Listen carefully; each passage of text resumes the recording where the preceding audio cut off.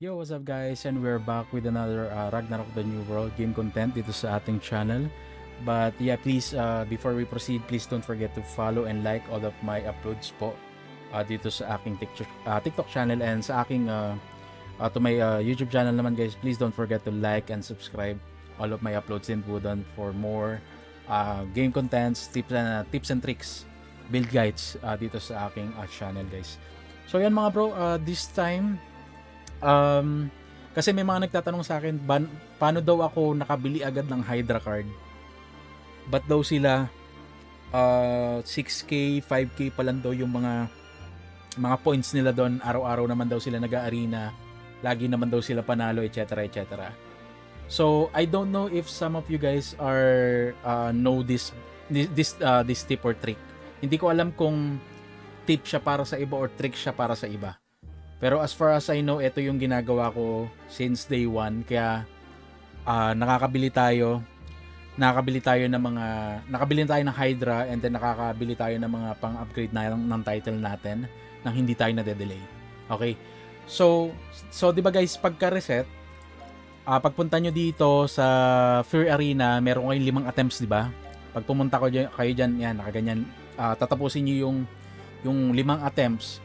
And then per win kasi doon guys, 60 coins or arena coins yung makukuha nyo doon. So, ang gagawin nyo, syempre pag naubos na yan, yung 5 na yan, ang gagawin nyo, magdadagdag kayo dito mga bro. As much as possible, isagad nyo. And then you will be needing 200 star stones na bound.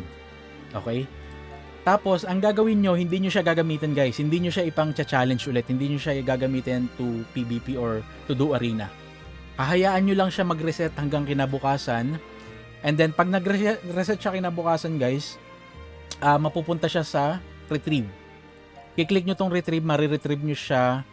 I believe yung 10 ata na attempts na i-retrieve nyo is equivalent siya to 200 na arena points. Or more than 200 arena points, something like that. Basta ganun, around 200. So, yun yung ginagawa ko daily. So, isipin nyo na lang, ang dami ko nagiging arena coins since day 1 na ginagawa ko siya.